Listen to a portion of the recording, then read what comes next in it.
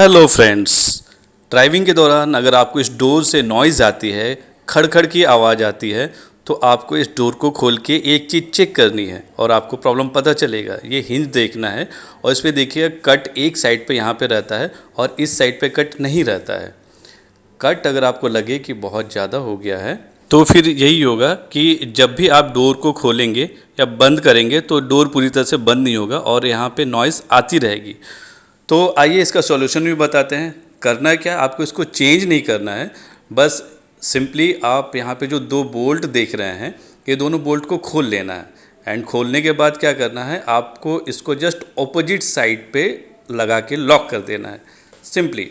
इससे क्या होगा, ये पहले जितना चला है अभी भी उतना ही चलेगी और ये जो प्रॉब्लम है नॉइज़ वाली वो